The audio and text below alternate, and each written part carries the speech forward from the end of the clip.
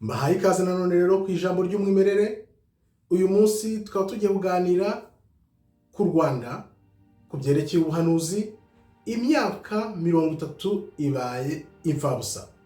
Ibaze nawe imyaka 30 u Rwanda rwose rumaze ruvuye muri jenoside yakorewe abatutsi ibaye ubusa. Kuki mvuga ngo ibaye ubusa? Mbere yuko tubyinjiramo reka manze nkwibutse ko nanditse igitabo kuri Ukraine imyaka 10 mbere yuko intambara ya Ukraine iba, bukeye biraba. Ariko ibyo ntabwo bingira umuhanuzi nkuko mwana bivuga iteka, kuko umuhanuzi ni umuntu wavuganaga n'Imana direct. Abantu tuzi bakomeye ba Yeremiya, ba Ezekiel, ba Hosea, ba Joel n'abandi nk'abo bakomeye nibo bahanuza. Nongeye kwandika rero ikindi gitabo ku Rwanda, uko ijuru byagejejwe mu Rwanda mu mwaka wa 1994, jenoside yakorewe abatutsi uko byagiye bizamuka kuva mu myaka y'800 kugeza bigeze muri 1994 bitwituye hejuru. Uko byagenze turabizi. Iki gitabo rero nacyanditse muri 2014. Urumva ko hashize imyaka 11. Ariho navugaga ko ibya Ukraine byamaze 10, 11, 12 bishyira mu gitabo, bukeye biraba. Noneho ibyo Rwanda nabyo urabona ko nabyanditse 2014, 11 irashize imyaka hafi 12. Urabona ko biri guhurirana, ari byo abazungu bakwereka. Nyandika muri 2014 nabyeretswe nyine, ndi gutekereza ndi kwibaza Simana ni iki byabaye mu Rwanda, ni iki cyabaye mu Rwanda, binsobanure. Yego ni ubwoko bumwe bwiraye mu bundi bushaka kuburimbura, ariko Mana byatewe n'iki? Byatewe n'iki? Imana nibwo yampaye Abaroma 3:10-18, kuko nta numwe washakaga Imana. Abantu bose bari beshya ngo bakunda Imana, ariko nta n'uyu numwe. Usome mu Baroma 3:10-18 nicyo cyateye ibintu byo mu Rwanda, kuko abantu banze gukurikira Imana. Nakoze indi video mvuga nti ariko Rwanda ni iki wacumuye ku Mana? Wacumuye iki ku Mana Rwanda? Ni kubera iki? Biregaragaza uyu munsi rero nyuma y'imyaka 30 abazungu baragarutse nanone, byose babishyize hasi, bakweretse ko baba barengera inyungu zabo. Mu Giheburayo, tutangire tuvuga mu Giheburayo, Shalom Bashem Elohim Adonai maze anahnu Elohim lohot hayom. Nicyo tugiye kureba uyu munsi. Imyaka 30 u Rwanda rumaze rwiyubaka ibaye ubusa, bayishyize ku musenyi. Im einili mili bivuze iki? If you are not for yourself, who will be? Niba utitayeho ubwawe, ninde uzakwitaho? Niko Igiheburayo kivuga, im einili mili. If you are not for yourself, who will be? Niba nta muntu umukwitayeho, ninde uzakwitaho? Ya myaka 30 rero ibaye ubusa kubera iki? Wibuke iki gitabo nacyanditse gifite amapaje 600. Ni ukuvuga ibintu byo mu Rwanda ko nabyeretswe, nkurikije uko mbizi, nkurikije noneho ibyo nagiye mbona nyuma y'iyo myaka maze kucyandika igitabo. Imyaka 10 nyanditse, nagiye nunguka byinshi, mbona byinshi. Ibyo Rwanda byapfiriye rero, ikintu cya mbere ahantu ibintu byapfiriye, Abafaransa banze kwemera ko bagize uruhare muri jenoside, Ababiligi barabyanga, Abanyamerika bariyerutsa, ONU iriyerutsa, bibaho ngaho. Bimaze kubaho, bubaka indi block igendanye n'indi myumvire y'uko ibintu byagenze, ariko baranga baranangira, banga kumva, banga kwemera ibya jenoside. Niko abantu bahakana jenoside bagiye bazamuka bakura. None dore ibya Kongo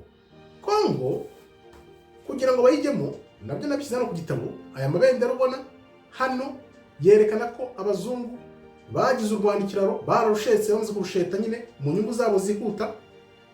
Noneho barangije barwambukiraho bajya muri Kongo, bamaze gukora ibyo bakora, babonye Kongo imaze gukanguka. Wibuke bwa buhanuzi bw'inkone ebyiri mpora nkubwira. Ubuhanuzi bw'inkone ebyiri nuko Yuda n'ubwoko 10 bwari muri Afrika. Yuda aribo birabura bari muri Amerika, bari abirabura bari muri Amerika, ni ubwoko bw'Imana bwa nyabwo bwa Yuda. Ibyo nabyo nabivuzeho kenshi, wareba video nabikozemo. Noneho n'ubwoko 10 buri muri Afrika bagomba guhura, bagakora inkoni imwe mu kuboko kw'Imana, nk'uko tubisoma mu ijambo ry'Imana mu gitabo cya Ezekiel. ibi bintu rero abazungu barabizi. Ni ukuvuga ngo ya myaka 30 uko u Rwanda barukoresheje, urumva bakoresheje u Rwanda kugira ngo barwambukireho, barugire ikiraro, noneho ahubwo rubafashe gukora mu mugambi wa Satani, nibarangiza barwitaze. Urabona uko bigenze. Ababirigi nibo babanje baravuga dufashe ibihano. Abanyaburayi, umuryango w'ubumwe bw'Uburayi bafata ibihano, hataho Abanyamerika, hataho Abongereza, za Canada, ibihugu byose biviriyeho indimwe. Kubera iki? Nijoro umugoroba washize nibwo navuze ni ariko ibi bintu bimeze gute. Ngiye kubona mbona video y'ukuntu bakuyeho Gaddafi n'ukuntu bamwishe. CIA ngo yabishyize hanze ivuga ko bamwishe, ko byatangiye kuba bipanze. Nibwo nahise mvuga ati aba bantu nta mutima na muke bagira. Baragukoresha, baragukoresha, bakaguteza abantu bawe, barangiza bakakurimbura, bakakuvanaho. Niko bakora. Kubera iki rero? Ngo Gaddafi bamwishe kubera ko inyungu zabo muri kariya karere zari zigeramiwe nk'uko abarundi babivuga. Nuvuga ngo urebye ukuntu ibintu bise bizu huti ku Rwanda habaye iki. Nuvuga ngo bamaze kubona ko inyungu zabo nyine ziri mu kaga, ni ya magara atererwa hejuru wese agasamaye. Ku bintu byagenze rero urabona ko nta gaciro baduha, nibo babigizemo uruhare. Barangije nyine bakongeza umuriro, abahutu birara mu batutsi barabarimbura, kubera ko bari bazi urwo rwango rwari ruhari. Nubwo urwango rwari ruhari ariko ruryamye arimo guhora abantu bajombana ibikwasi, ariko ubwicanyi nka buriya bwari butari bwakabaho mu Rwanda ngo bugere kuri kariya kageni, aho abantu 10,000 bapfa ku munsi, mu minsi 100 miliyoni y'abantu y'abatutsi kugira ngo ipfe yicwe mu mezi 3 gusa, mu minsi 100. Ibyo bintu nawe wakwibaza byagenze gute. Ariyo mpamvu nabihawe nkavuga ati uko ijuru ryagejejwe mu Rwanda mu mwaka wa 1994 jenoside yakorewe abatutsi. Byagenze gute rero? Ni ukuvuga ngo abantu bose bavuga ko bakunda Imana, ngo bakunda Imana, ariko se byatewe n'iki kugira ngo birare muri bagenzi babo babarimbure kariya kageni? Uko byagenze ubyibazeho. Ndibaza mu minsi ije ngiye kuzakora indi video yibaza ivuga iti ese jenoside yindi irashoboka. Iyo ni video maze iminsi ntekereza, nzayikoraho nayo turebe uko abantu bameze, kubera ko imitekerereze y'abantu bashyize mu bantu imyaka 30 yose, abazungu babiri inyuma nyine. Abazungu bafite amayeri n'amacenga akomeye kugira ngo ubamenye wavumbure. Ni ibintu bitoroshye. Niyo mpamvu navuze nti bari abantu bose bari abayobozi mu bihugu by'abazungu birirwaga mu Rwanda, bari abantu ntago ari neza, bagenzwaga no kuneka. Babaga baneka, bagenda bandika, bashyira ibintu ku murongo, noneho barabibika, bagenda bohereza abandi, bakoreza abandi.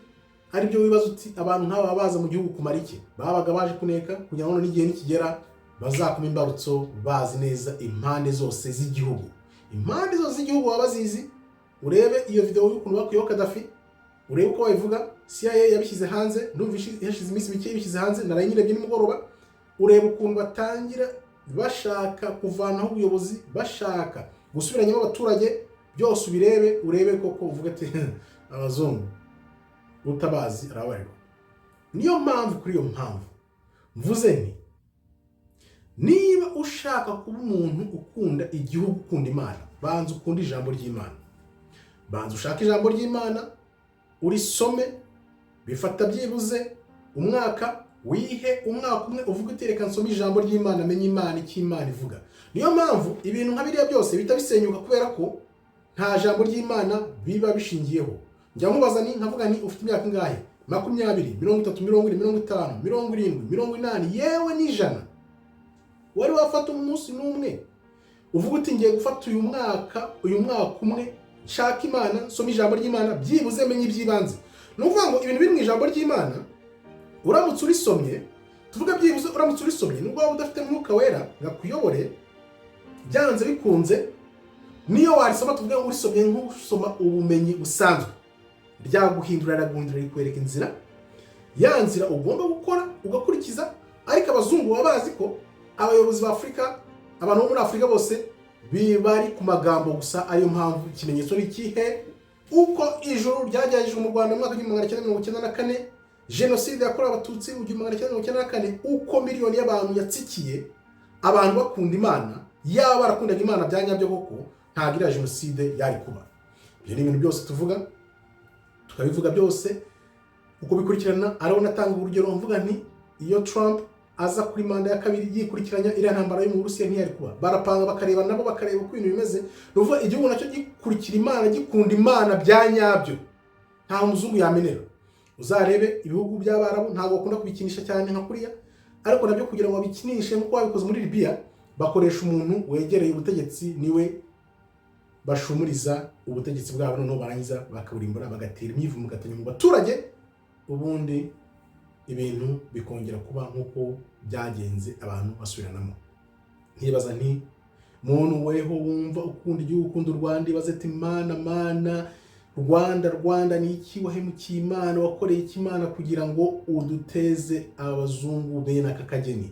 Benshi ari bavuga wenda barabyishimiye, benshi baseka, abandi bishimiye ikindi byose, ariko ibyo byose ni ibintu abazungu barebye. Niyo mpamvu nagize kwibaza nti ese ko mu Burundi bari bafite ikibazo gikomeye cy'amoko. Mu Burundi urebye ikibazo cyabo cy'amoko nicyo cyari gifite intera ikomeye cyane kurusha mu Rwanda. Nubwo mu Rwanda ikibazo cy'amoko cyari gihari, tututsi urwango ruhari, mu Burundi ho bari baturenzeho kugira ikibazo cy'amoko. Kuki u Burundi atari bwo bwahiswemo ngo bukoreshwe nk'uko u Rwanda rwakoreshejwe muri jenoside yakorewe abatutsi mu 1994? Nuko abarundi bageze aho bumva ikibazo bafitanye cy'amoko, barakirenga, bashyira igihugu imbere. Nubwo bacenganaga wenda babeshyanya, ariko baravuga bati enough is enough, ibyo twakoze birahagije, reka twicare byibuze turebe ukuntu dusangira dusaranganya. Mu Rwanda rero bararwize neza, aho bibereye noneho amayobera. Nyuma imyaka 30 no kubera ikintu byari mpora mvuga nti bavanaho ubuyobozi bakaza n'ubundi buyobozi, noneho bugahita bufata indi myumvire ihabanye n'uko ibintu byagomba kumera. Tuvuge iyo jenoside ivamo, buriya ikintu cya mbere cyari kigambiriwe bwa mbere na mbere rwari uruhare rw'Ababiligi, bakabyemera batafite ingingimira. Uruhare bagize muri jenoside Abafaransa bakabyemera, ipfunwe noneho rikabajyaho ribagiho bakanariha. Bagombaga gutanga impozamarira bakariha nk'uko Ubudage buriha bari abantu bari muri Israel. Wibuke ko bari abantu muri Israel nabo atari ubwoko bw'Imana, nabyo nabigusubiremo mbikubwira inshuro nyinshi cyane. Ababyumva barabyumvise, cyangwa se tuzakomeza tubivugaho. Urebe ikiguzi amafaranga babaha buri mwaka kubera ibyo bavuga ngo babakoreye bikozwe n'uriya mugabo wabirayemo akabarimbura. Abafaransa rero n'Ababiligi n'Abanyamerika n'umuryango w'Abibumbye bagombaga gutanga impozamarira ihoraho igihe cyose, aho gutanga imfashanyo yo gutanga iki. Niyo mpamvu ibaze nawe kubyuka bose bahita bavuga ngo bagufitiye ibihano by'ubukungu, bakugomba impozamarira ya jenoside bagizemo uruhare. Urumva sinzi ko nabona nabigusobanurira. Muntu wumva ureba iyi video wumva ushaka gukunda igihugu koko, ni gute Umubirigi, Umufaransa, Umwongereza, Umukanada, Abanyamerika bose bavuga ngo bagufatiye ibihano by'ubukungu, bakugomba impozamarira ya jenoside? Ni ibintu what went wrong? Habaye iki? Tekereza nawe wibaze kugeza ku rwego umuntu ukugomba impozamarira ya jenoside akakubwira ngo agufatiye ibihano by'ubukungu. Kubera iki? Ni ya Mana nyine abantu bateye umugongo. Iyi Mana uyiteye umugongo, nayo igutera umugongo ikakwereka ko nta hantu muhuriye. Niko bimeze rero, kandi ijambo ry'Imana byanze bikunze iteka rirasoza. Niyo ryatinda ubuhanuzi bugatinda, kubera ko abantu tubireba nkaho dushaka ko biba uwo mwanya, mu mwaka umwe, imyaka ibiri, ariko Imana ibyayo biba mu myaka 10, 20, 30, 40, yewe na 50. Ugategereza. Nicyo kintu cyabaye ikibazo, kuko Abanyarwanda ibyatubayeho uko byagenze ni ibintu twacukumbura tukabireba mu maso ya muntu, tureba ko ubwoko bwashatse kumara ubundi, ariko byavuye he? Byatewe n'iki? Kugira ngo Abahutu bashake kwirara mu Batutsi babarimbure, bitari byarigeze wenda bifatiriye ntera. 59 yarabaye, ariko ntabwo byafashe iriya ntera. Kuki 94 byafashe iriya ntera none? Ibaze nawe ukuntu umuntu apanga ibintu bikaba, yes, abigizemo uruhare, babagosora biyemerera ubwabo ko bagiye gupanga apocalypse, nibo babyiyemereye, jenoside bajyaho nyine, ariko byavuye he? Byasunitswe n'iki? Kugira ngo abahutu birari mu batutsi bashaka kubarimbura kariya kageni, aho mu minsi 100 gusa barimbiye abarenga miliyoni. Mu gitabo hano mvuga yuko benshi bari bagize nk'umwuga, ari nk'umurimo, full time job, akazi kabo bazinduka mu gitondo bakajya kwica, bakirwa bica paka ku mugoroba. Ibaze nawe abantu kugira umwuga kwica iminsi 100 igahera. Ibyo bintu nta handi hantu byari byaba ku isi na hamwe, nta na hamwe. Ariyo mpamvu mpora ndira mvuga ni mana ni icyo wagomeye Imana, mana ni icyo wagomeye Imana. Ubutaha rero tuzaganira none kuri video ivuga ati ese genocide yindi irashoboka? Urabona ibimenyetso bigenda bica amarenga ko abazungu ibintu gahunda bafitiye, umupango bafitiye u Rwanda. Usenga cyangwa uzi Imana, ujye mu nzira z'Imana, tangira ushakisha Imana.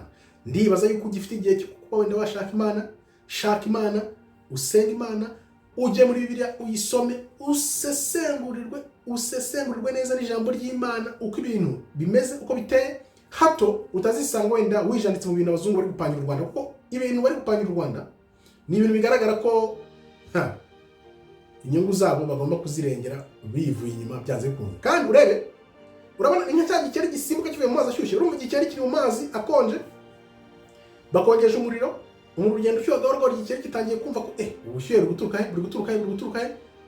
Uko ubushyuhe bugenda buzamuka niko igikeri nawe kigenda kizamuka, puff, kigahita gisimbuka. Nawe rero ku mpande zombi wenda uwo mugani wawukoresha barasimbutse. Ni ukuvuga ngo bararagiye na Kongo yarakangutse kubera bwa buhanuzi bw'inkone ebyiri nkubwira. Kongo igomba kubohoka kugira ngo ubwo buhanuzi bwanditse mu ijambo ry'Imana bw'inkone ebyiri busoze.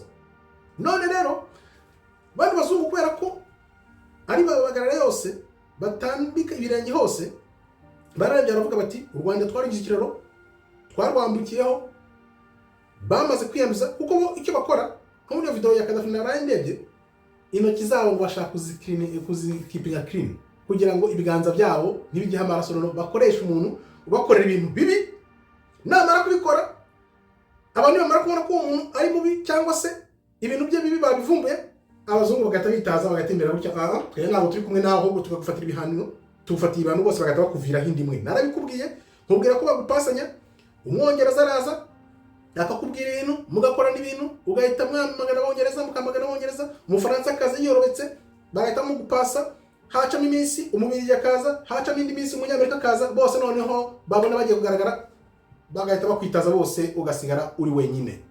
Aribyo bavuga mu gihe barawe bati im einili mili, if you are not for yourself, who will be? Niba utitayeho ubwawe urebe ibyawe, ushaka Imana, ninde uzakwitaho? Shaka Imana kuko Imana yo izakwitaho, ntizakureka. Ibyo ni ibintu byageragejwe.